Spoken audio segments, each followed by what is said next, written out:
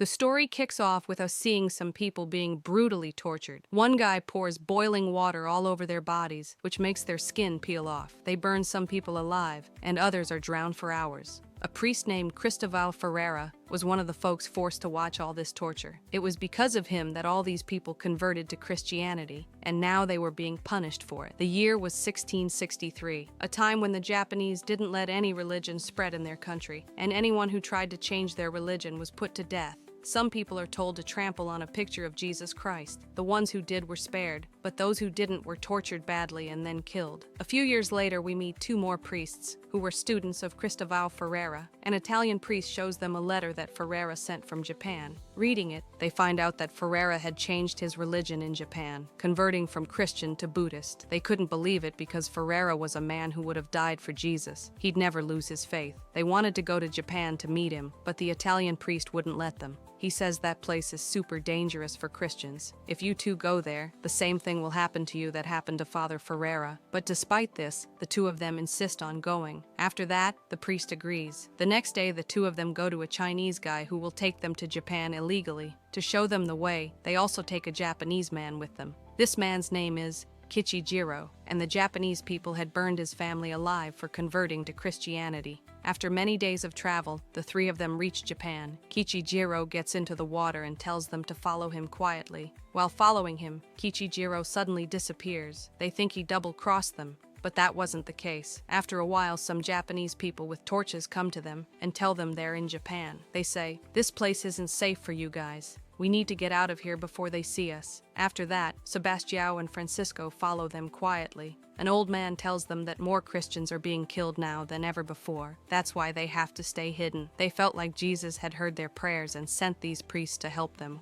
One of them, Sebastião, sees that these people are really scared. He asks them how they've kept Jesus alive inside them in such great danger. The villagers tell him that they pray in secret and hide everything related to Jesus before the authorities come. For example, they had hidden a picture under a mat. Sebastião finds out that a person who gives information about a Christian gets 100 silver coins as a reward, and a person who gives information about a priest gets 300 silver coins. Sebastião says, "We need to go to other villages too. They should also know that we're here." He also asks them about Father Ferreira, but no one in the village knew anything about him. The next day, the villagers take the two of them to a hut where there was a secret chamber. They tell Sebastião and Francisco, "Only open the door when we knock twice. Other than that, no matter what happens outside, you guys don't come out." Now Sebastião and Francisco stay hidden inside for many days, and slowly, Francisco starts losing his patience. He says angrily, "These people are so scared. Fear has eaten them up inside, and we don't even know if Ferreira is alive or not. No one here has even heard his name." But Sebastião explains to him that these people have no one but them. If we don't stand with these people, they'll lose their faith in Jesus. He tells Kichijiro to go to Nagasaki to find out about Ferreira, but Francisco tells him, "We can't trust that drunkard. We haven't even seen him again since he brought us here." In this way, many days pass as they hide. Then one day, Francisco gets frustrated and goes outside, and the two of them lie down under the open sky. While they're sunbathing, Francisco spots some people who had seen them. After that, they run and hide inside right away and don't come out all day out of fear. In the evening, they hear some people's voices outside who are asking them to come out, but those people hadn't knocked on the door to give the signal yet. Because of this, the two priests don't come out. Now Sebastião thinks maybe they are from another village. That's why he goes outside, even though Francisco tried hard to stop him, and he stops them before they leave. They see that they really needed help. Sebastião cleans their blistered feet and prays to God for their safety. They say that they found out about the priest from Kichijiro. He's a Christian like them too. Sebastião and Francisco thought he wasn't a Christian, but those people tell them that's not true. 8 years ago, he was a Christian too. His whole family was caught by the people here, and they were told to insult Jesus in front of everyone. First, Kichijiro saved his own life by stepping on the picture of Jesus. But his wife and his entire family didn't do that. Because of this, they were burned alive right in front of his eyes. Knowing all this, the priests feel very bad about Kichijiro. The next day, they wanted to go to every village and encourage the other Christians. But the chief of the village they were in, Mokichi, stops them from going there. He says that their lives would be in danger there. But despite this, Sebastião decides to go there, and Francisco stays behind to support these people. The next day, Sebastião goes to their village, where he also finds Kichijiro. Everyone welcomes him, and Sebastião sees that the people here hadn't lost their faith.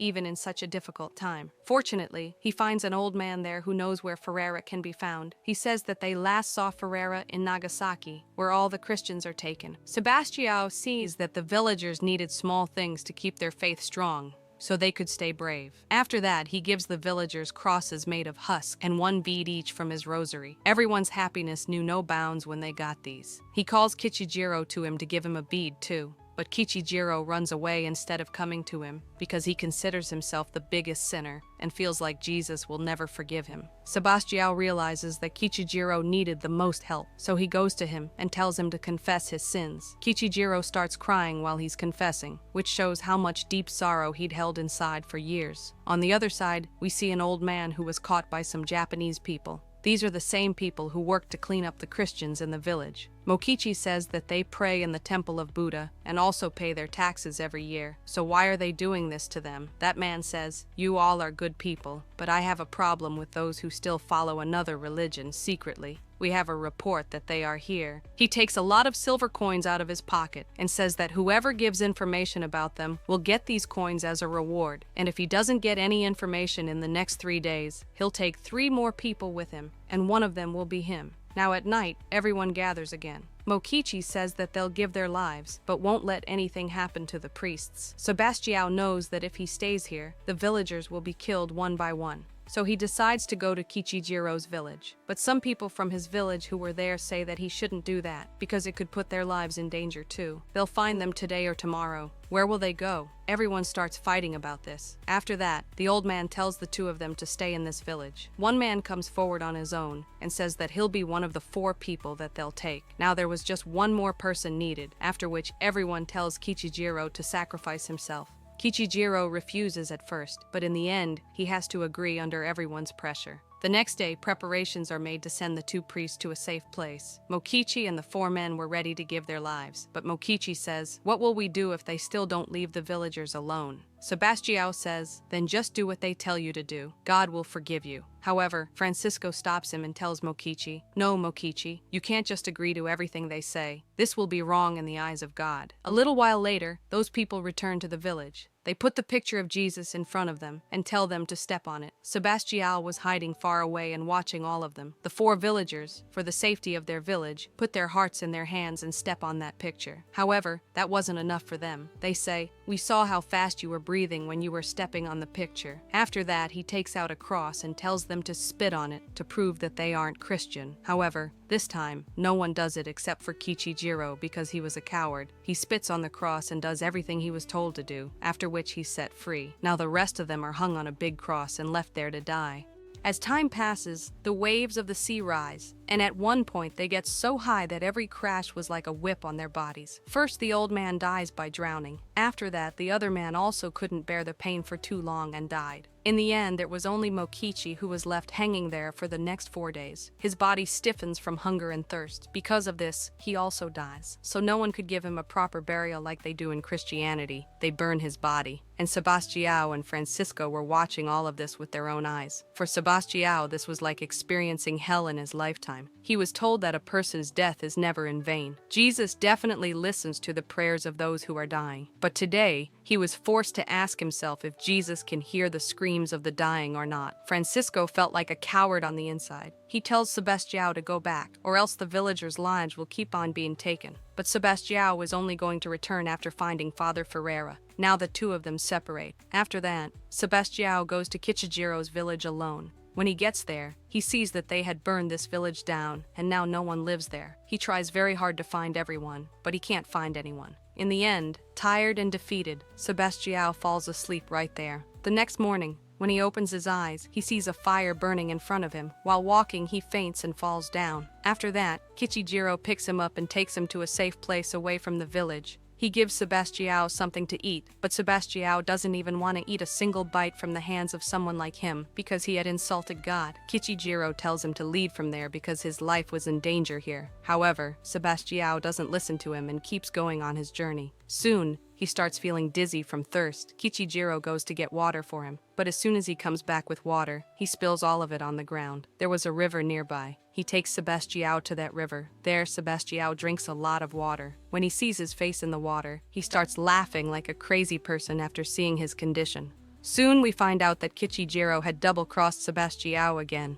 because the Japanese people surround him. While they're taking him, those people give Kichijiro silver coins. But even now, he acts like he doesn't know anything. Now Sebastião is made to sit among the people who were caught. Looking at their faces, Sebastião angrily asks them, "How are you guys so calm?" But they don't answer his question, because they felt like if they sacrificed for God, they would go to heaven. Soon the Inquisitor arrives, who is their leader. He tells them to take everyone away from there except Sebastião. He says, "We don't hate you. Just know that there is no place for your Jesus in Japan. We'll let you go too. Just agree that there is no such thing as God." Sebastião would have given his life, but would never do that. The Inquisitor knew this very well too. That's why he said, "We have learned a lot from our past mistakes. Killing you guys only makes your faith stronger. Well, if you are a good priest, you should feel pity for these poor people. Because of your arrogance, they're having to suffer so much pain." Sebastião is put in a cage where a man comes to meet him. This man's name is Asano, and he was going to work as a translator for Sebastião. He tells Sebastião to renounce his religion. Otherwise, these people will hang him upside down and squeeze every single drop of blood out of his body. While talking, he mentions Ferreira, who was also tortured in the same way. But he gave up his religion and now has a family of his own here. After this, Sebastião was tied up and paraded around the village. People throw stones at him and curse at him. After this, all of them are brought to the Inquisitor. They were very impressed by his courage to come here and didn't want him to go through any more pain. They say, "The religion that you people teach might be considered true in Portugal and Spain, but we've studied your religion very well and have come to the conclusion that this religion is useless here in Japan. Just like a tree that grows and flourishes in the soil of one country, but if you plant it in the soil of another country, it withers away. In the same way, your religion can't grow here in Japan." However, Sebastião doesn't agree with them. He says that there were more than 300,000 Christians here before. But you people killed them, tortured them, and forcefully converted them. Now the Inquisitor doesn't want to argue with him anymore. After that, they put him back in the cage. Now one day, Kichijiro comes to meet him. He says that he didn't double-cross them for money, but the guards beat him and lock him up too. Inside, all the prisoners explain to the priest not to trust this man. He has come to spy on them. But after all this, Sebastião still forgives Kichijiro. The next day, some Christians are taken out and are told to step on the picture of Jesus. Everyone was scared, but still, no one insulted Jesus. After that, the guards cut off a man's head, and he's buried right there. After this, they take out one more man whom they had been torturing for weeks. This man immediately steps on Jesus's picture, after which he is set free. In the evening, Sebastião is brought in front of the Inquisitor once again. The Inquisitor tells him the story of a man who had 4 wives. He says that all 4 of them were beautiful, but still, they used to fight a lot. And one day, the man, frustrated, kicked all 4 of them out of his palace, after which peace and happiness returned to his life. He asks for Sebastião's opinion and asks, "In your opinion, did that man do the right thing or not?" To this, Sebastião says that he did the right thing. He was definitely a smart man. The Inquisitor says, "Now think of that man as Japan, and those 4 wives as England, Spain, Holland, and Portugal. If we want to get rid of these countries from here, like those bickering wives, then what's wrong with that?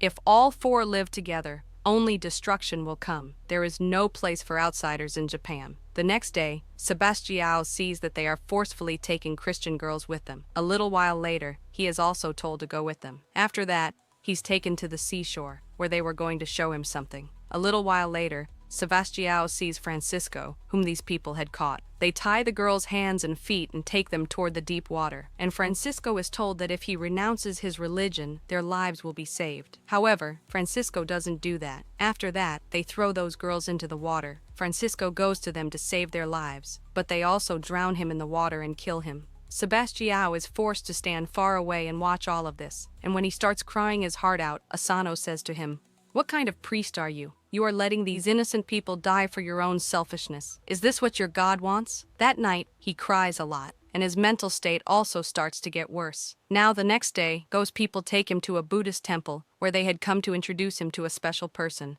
There was a smile on Asano's face, as if he had been eagerly waiting for this day. A little while later, Ferreira comes there, whose appearance and walk have completely changed. Sebastião can't believe his eyes after seeing him because he had now become a Buddhist monk. There was a strange silence on Ferreira's face, as if he had suffered a lot. He gives confusing answers to Sebastião's questions and tries to show that he's very happy here. Asano tells Ferreira to talk about that book that he was working on. Here, Sebastião finds out that these people were making Ferreira write books against Christianity, so that this religion can never grow in this country. Ferreira says, I have preached Christianity here for more than 15 years, and now I have understood that there is no need for Jesus here. It's better that you also understand this soon. Asano says that no one should interfere in anyone's religion. This is Buddha's way. He never considered himself above a human being like your Jesus. When there's so much to share, one should never try to win alone, which is what only you are doing. Now Ferreira tells him that if you don't listen to what they say, they will make a small cut on your neck, and you will be hung upside down until every single drop of blood drips from your body. They did the same thing with me. Through a flashback, we are shown the day when Ferreira stepped on the picture of Jesus, which completely broke him from the inside. However, Asano tells Sebastião that you are the last priest of Japan. That's why we won't do anything like that to you. Our ways have changed a little now. Instead, they will torture the Christians here, and this will be done until Sebastião renounces his religion. The next day, Sebastião is taken to the Inquisitor's house. On the way, people throw stones at him. Asano says, look, you came for these people, and they hate you. Now at night, Sebastião hears the screams of people, which pierce his ears like needles. A little while later, Ferreira comes there and says, these words that you are seeing on this wall were written by me when I was also kept in this jail in your place. He says that if you want to pray to God, you can, but pray with your eyes open. Sebastião sees that 5 Christians are being bled to death while hanging upside down. Because of this, they were slowly going to their death. Sebastião tells all of them to give up Christianity, but Ferreira tells him that they have already done this. They are only being tortured because of you. Listen to what they say and give up Christianity. If Jesus was in your place, he would also do this. Saying this, Ferreira puts the picture of Jesus in front of him. Now everyone's eyes were on him to see what he would do. Sebastião looks at Jesus, and he hears a voice, me. In the end, Sebastião's courage breaks and he steps on him. As soon as he does this, Asano gives the orders to release everyone, after which everyone is set free. Now we see Sebastião, who has taken the form of a Buddhist monk. Children make fun of him, but now he had stopped feeling anything. He was the last priest to come to Japan. After this, the church didn't send any priest to Japan for the next 250 years. Sebastião's job was not to let any religious, especially Christian, things from outsiders enter the country. Only the Dutch and Europeans were allowed to trade in Japan. We see a man here who was witnessing all of this. Soon Ferreira also dies. After that, Sebastião had to handle all the responsibilities. One day, the Inquisitor calls Sebastião to him and tells him that a Japanese man has died somewhere far away. He has a wife, a son, and a maid. From today, you will live in Japan with his name and his identity, and his wife is now your wife. He also tells him that they have left some Christians in the village so that he feels good. In this way, years pass, and Sebastião is now old. The Japanese people would make him step on the picture of Jesus every few months so that his faith doesn't return again. We see Kichijiro, who still hadn't left Sebastião's side. However, one day he is caught with a religious picture with him, after which he is never seen again. Sebastião also died in 1662. It is said that not a single tear fell from his wife's eyes at his death. A man who was once Sebastião, in the end became exactly the way they wanted him to be. In the end, Sebastião's body is properly cremated with Buddhist rituals. We see a cross in his hand, which he had kept hidden from everyone for years, which burned with him and became a mystery. With this true story ends right here. I hope you liked this movie.